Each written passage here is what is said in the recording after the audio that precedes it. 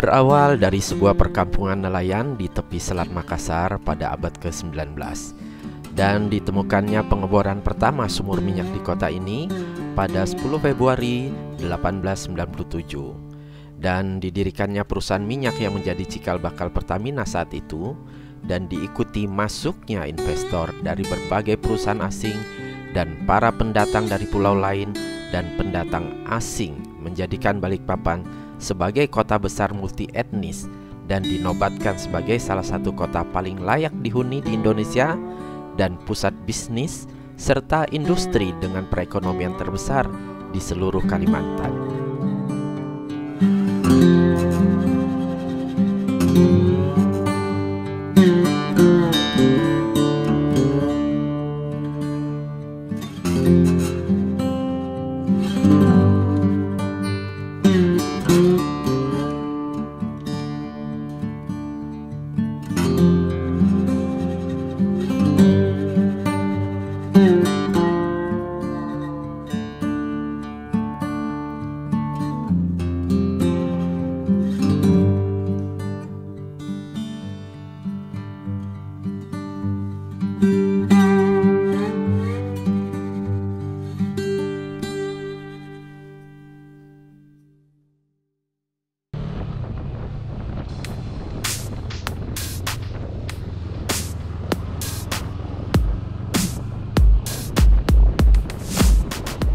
Halo sobat semua, Assalamualaikum warahmatullahi wabarakatuh.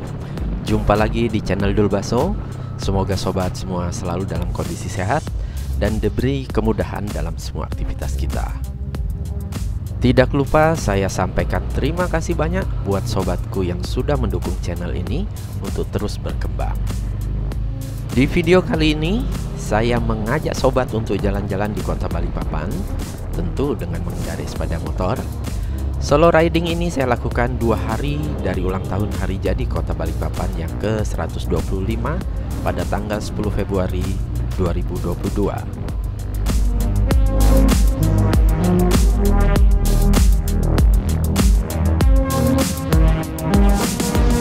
Sebelum lebih lanjut, buat sobat yang baru pertama kali berkunjung di channel ini, jangan lupa untuk memberikan like, subscribe, dan klik lonceng notifikasi agar saya dapat terus memberikan tontonan dan informasi yang bermanfaat buat kita semua. Terima kasih. Oke sobat semua, kita mulai perjalanan solo riding ini dari perumahan tempat saya tinggal dan melintasi jalan-jalan di perumahan yang ada di sekitar hingga tiba di kawasan Taman 3 Generasi.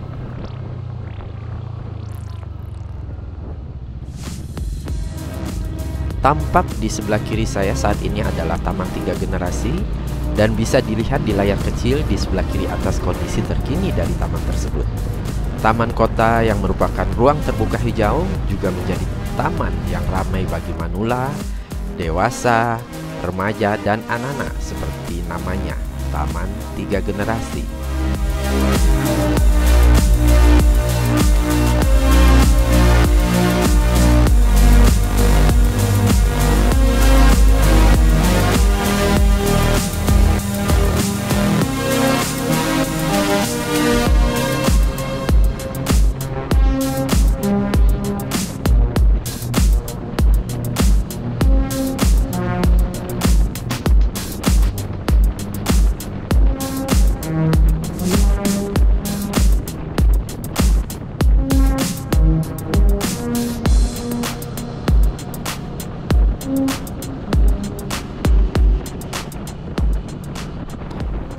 Dan saat ini kita berada di Jalan Ruhi Rahayu, di mana terdapat Balikpapan Sport and Convention Center atau BSCC, yang lebih dikenal masyarakat dengan sebutan DOM karena bentuk kubah setengah lingkarannya. Selain kerap digunakan untuk event besar, kawasan DOM juga menjadi tempat bagi masyarakat untuk beraktivitas olahraga seperti jogging, panjat dinding, roller skating, bela diri, dan lainnya.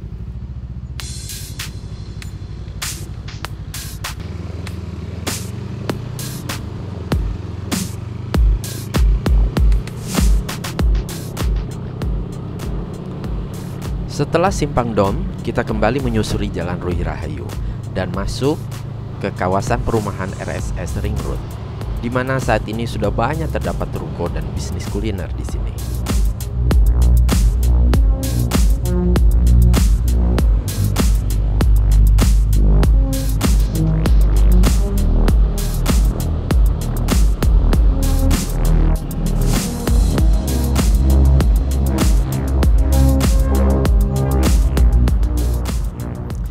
Berikutnya adalah Simpang Balikpapan Baru, di mana terdapat banyak pusat kuliner, pertokoan, kantor, dan bisnis lainnya termasuk sebuah mall besar yaitu Living Plaza.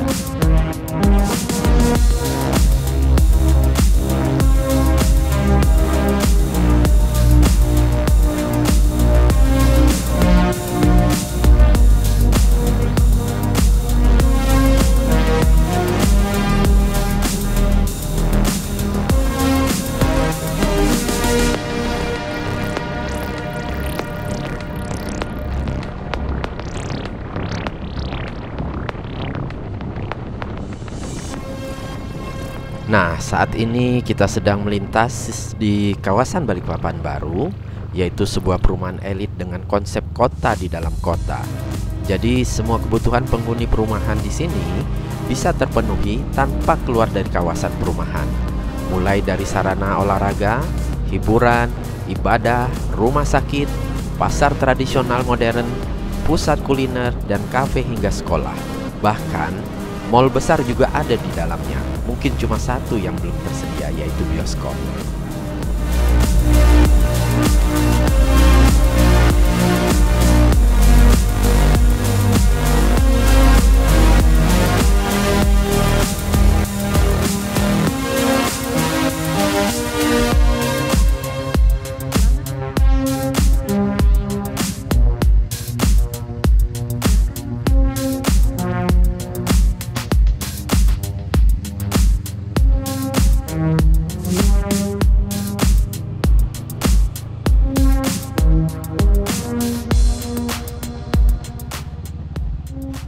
Sobat, saya mampir dulu ya di Mall Balikpapan Baru. Ada perlu sedikit ke Grapari Telkomsel.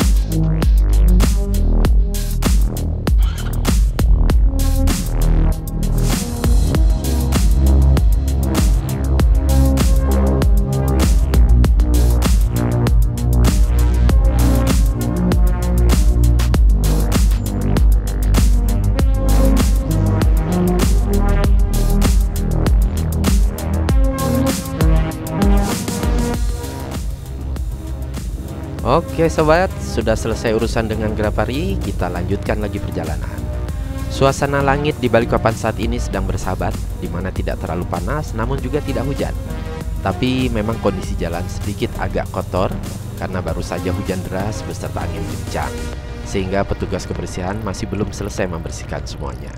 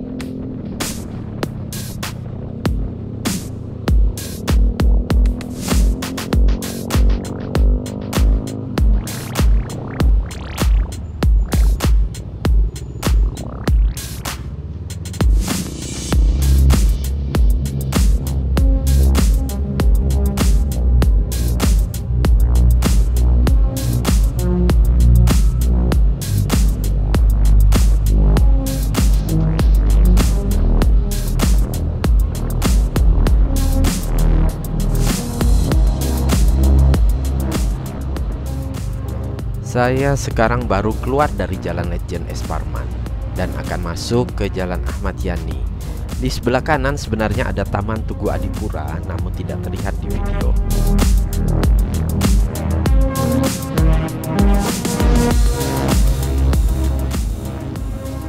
Oh iya sobat, kota Balikpapan juga dikenal sebagai kota terbersih di ASEAN dengan mewakili Indonesia dan 2 kali memperoleh predikat juara pada Environmentally Sustainable Cities atau ESC atau kota terbersih lingkungan ASEAN di tahun 2014 dan 2021.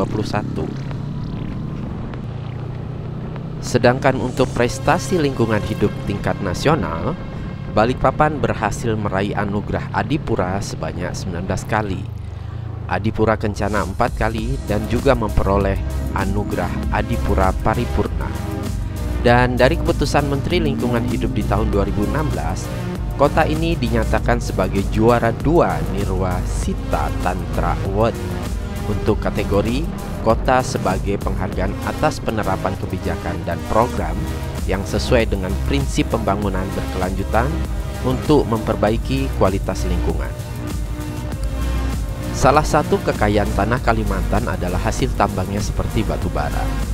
Namun selain memberikan dampak positif, aktivitas penambangan sangatlah merusak alam dan memiliki dampak merugikan pula bagi masyarakat. Tanah Balikpapan juga kaya dengan hasil tambangnya. Namun yang membedakannya dengan daerah lain di Kalimantan Timur atau Kalimantan ini adalah pemerintah daerah tingkat 2-nya, di mana kota ini sangat melindungi alam dan rakyatnya, sehingga tidak boleh ada aktivitas pertambangan di daerah ini dan diatur dalam peraturan wali kota. Dan sekarang diajukan oleh Bapak Wali Kota saat ini untuk menjadi Perda ke DPRD. Dan prestasi yang tidak kalah membanggakan buat Indonesia, kota Balikpapan menjadi peringkat pertama sebagai the most livable city setelah bersaing dengan 47 kota dari 17 negara di dunia dengan menyingkirkan kota Paris, Perancis di final. Ajang ini merupakan rangkaian dari program Earth Hour City Challenge dari WWF.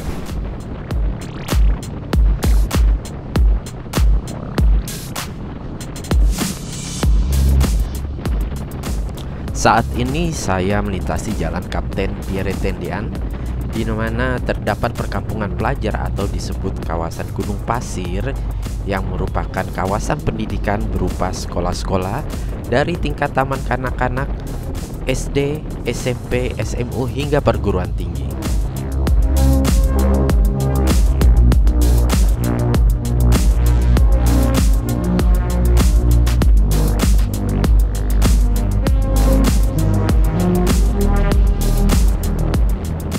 Dan lanjut ke Jalan Tanjung Pura, di mana terdapat perumahan TNI dan Rumah Sakit Dr. R. Harjanto atau yang dikenal masyarakat Balikpapan dengan Rumah Sakit Tentara.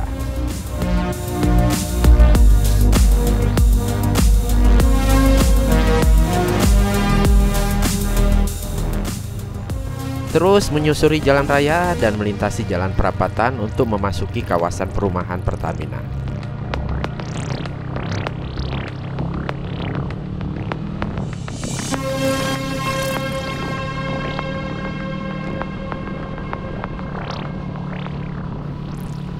Sobat, saat ini saya sedang melintasi jalan yang ada di kawasan pemukiman Pertamina Gunung Deps. Di tepi jalan kita bisa lihat rumah panggung dari kayu yang masih digunakan oleh para staf Pertamina Balikpapan itu rumah tua peninggalan zaman Belanda dulu loh sob. Masih ingat kan dengan awal terbentuknya kota Balikpapan dengan hadirnya perusahaan minyak asal Belanda Inggris? Nah, di tahun 1910-1930 era Batasi Petroleum Maschapit atau BPM, dibangunlah kawasan ini sebagai kawasan pemukiman karyawan dengan pemandangan yang indah ke arah Teluk Balikpapan dan Selat Makassar.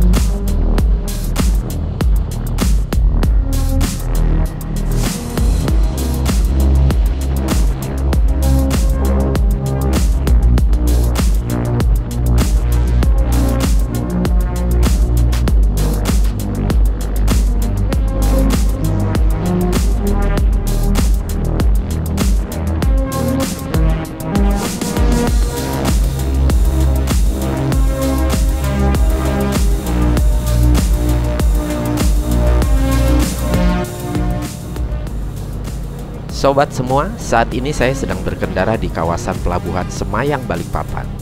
Pelabuhan ini salah satu pelabuhan tersibuk di Kalimantan Timur yang melayani kapal penumpang, kapal barang, hingga kapal pesiar. Selain pelabuhan ini, Balikpapan juga memiliki pelabuhan-pelabuhan lainnya seperti pelabuhan khusus peti kemas dan pelabuhan kapal feri yang memanfaatkan sungai yang terhubung dengan Teluk Balikpapan di kawasan Karyangau.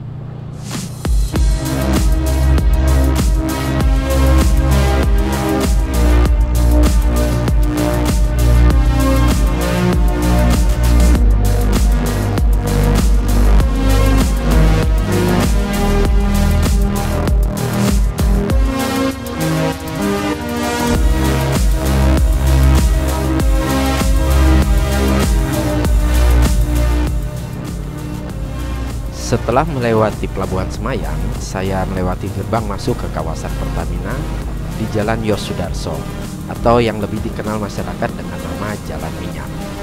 Jalan ini pernah akan ditutup untuk umum oleh pihak Pertamina karena alasan keamanan objek vital nasional.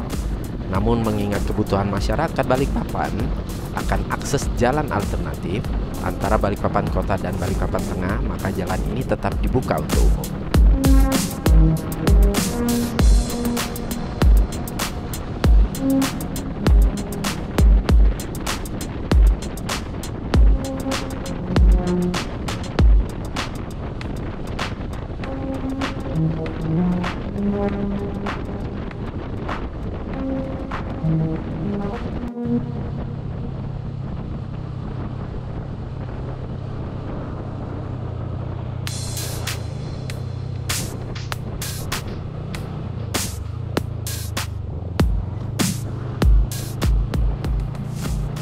Sobat, di Jalan Yosudarso ini terdapat perkantoran dan kilang minyak Pertamina RU5 Balikpapan.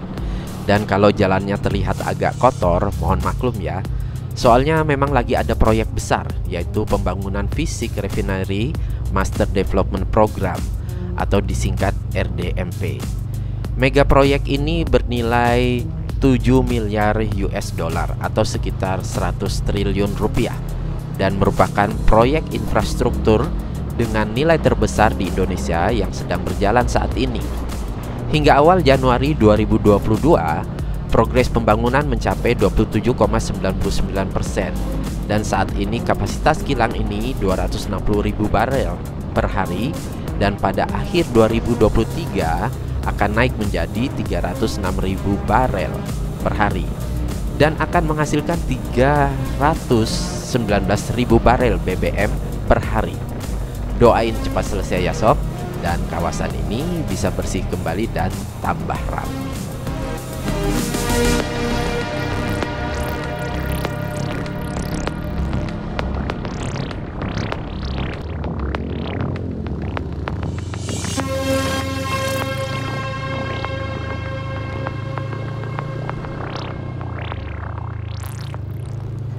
Setelah melintasi kantor Pertamina Mor 6, kendaraan umum akan dialihkan ke Jalan Bongas di Bukit Panorama sebagai jalan alternatif menghindari kesibukan dari proyek RDMP.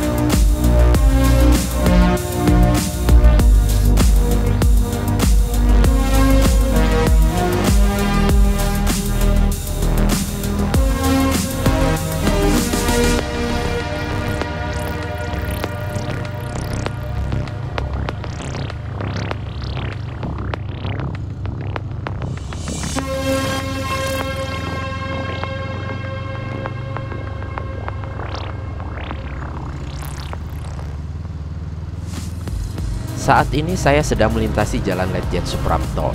Nampak di depan adalah apartemen Pertamina Balikpapan, dan tepat di seberangnya adalah Hotel Blue Sky. Balikpapan merupakan salah satu kota di Kalimantan Timur yang menyediakan banyak apartemen dibanding kota lain di provinsi ini.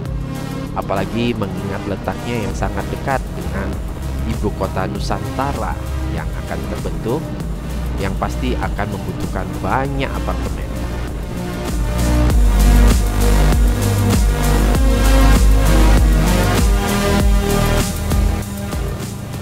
Di sebelah kiri jalan saat ini terdapat Pasar Impres Kebun Sayur. Nama kebun sayur karena awalnya di kawasan ini dipenuhi oleh perkebunan kangkung. Namun sekarang Pasar Impres ini menjadi pusat penjualan oleh-oleh khas Kalimantan Timur dan batu akik serta berlian. Di sini, sobat bisa mendapatkan berbagai macam batu akik dan juga batu berlian, bahkan yang berasal dari Afrika dan Sri Lanka.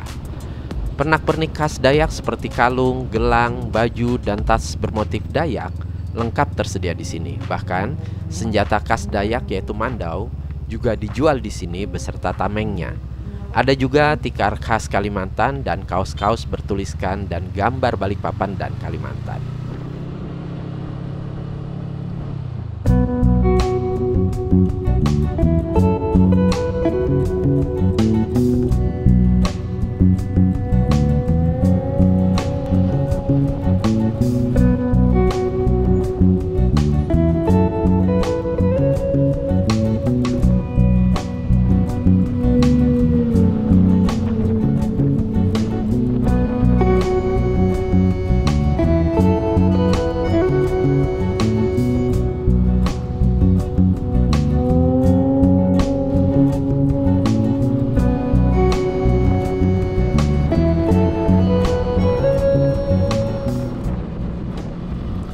Balikpapan merupakan kota pesisir, dan Pantai Melawai ini salah satu pantai yang bisa kita nikmati langsung dari jalan raya.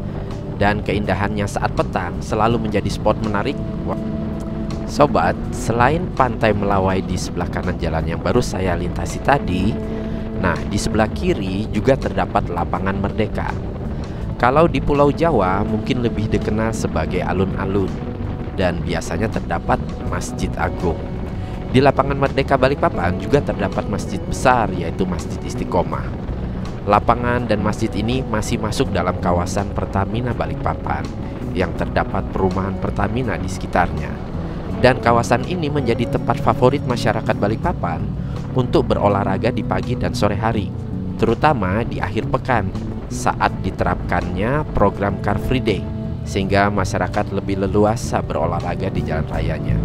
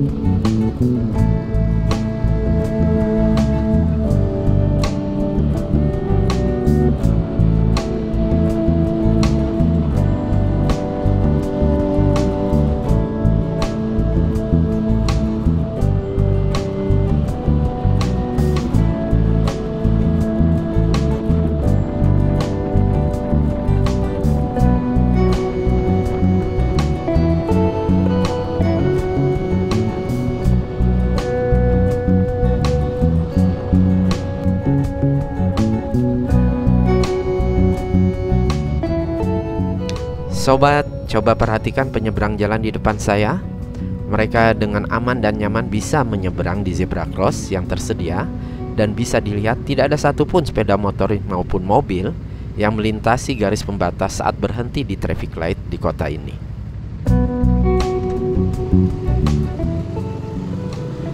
Ini salah satu budaya baik yang tumbuh di lalu lintas kota ini, selain juga budaya minimnya penggunaan klakson saat berkendara.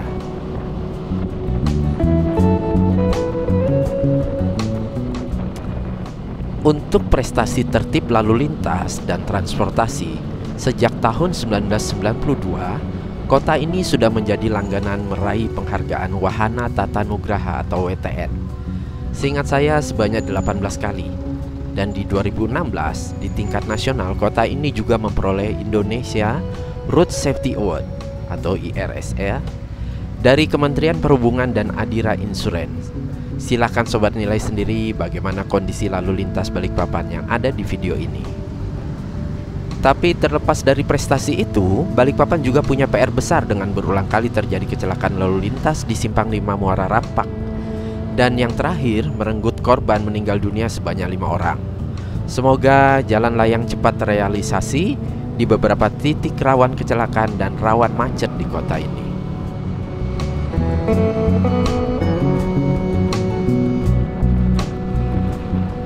Dari awal perjalanan ini, mungkin sobat coba mencari pedagang dan pengemis di jalan-jalan atau traffic light. Tapi itulah kota Balikpapan, bebas dari pengemis dan gelandangan. Pedagang liar di traffic light juga selalu mendapat perhatian pemerintah kota untuk diayomi dan ditertibkan. Walaupun saat pandemik, terlihat 1-2 di beberapa titik yang sebelumnya tidak ada sama sekali.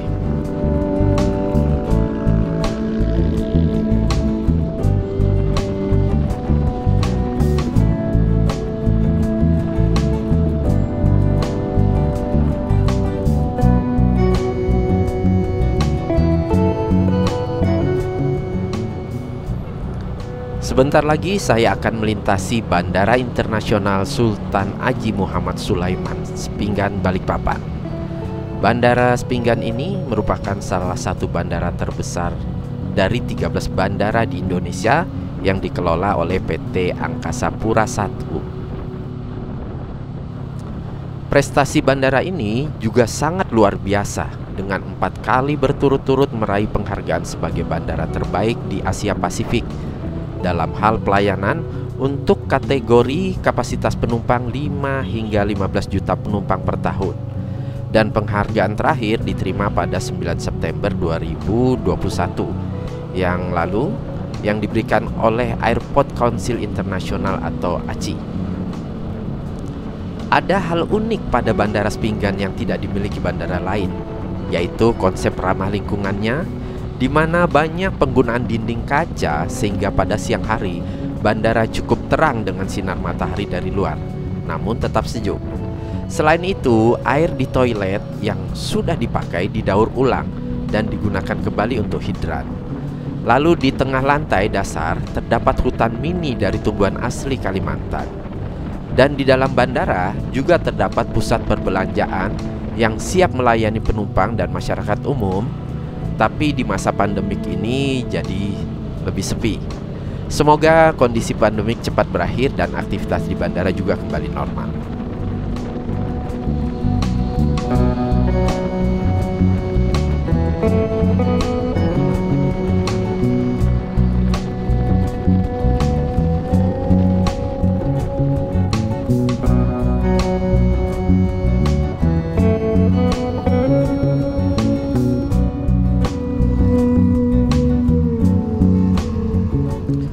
Sobat setia, terima kasih banyak untuk terus menyaksikan video ini. Dan jangan lupa untuk subscribe, like, share, dan komen agar saya bisa terus memberikan informasi dan tontonan menarik di video selanjutnya.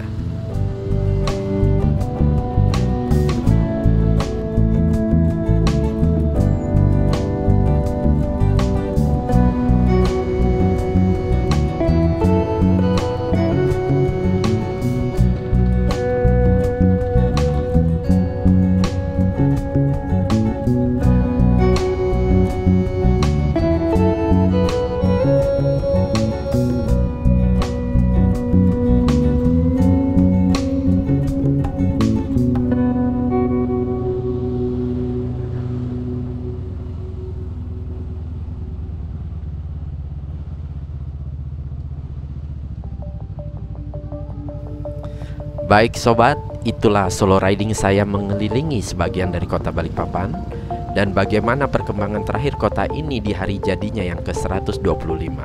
Semoga terus berkembang kota Balikpapan, makin makmur rakyatnya dan makin terjaga alamnya.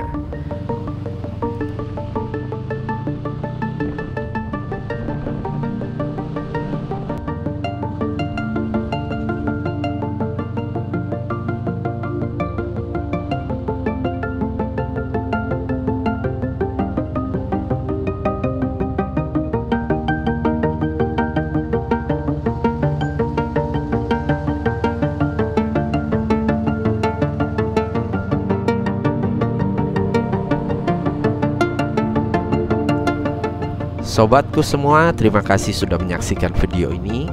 Dan kalau ada informasi di video ini yang kurang tepat, tolong dikoreksi dan dibenarkan di kolom komentar agar kita bisa sama-sama memberikan informasi yang baik. Semoga kita terus diberi kesehatan dan kelancaran dalam segala aktivitas. Sampai jumpa di video-video berikutnya di channel Dulbaso. Assalamualaikum warahmatullahi wabarakatuh.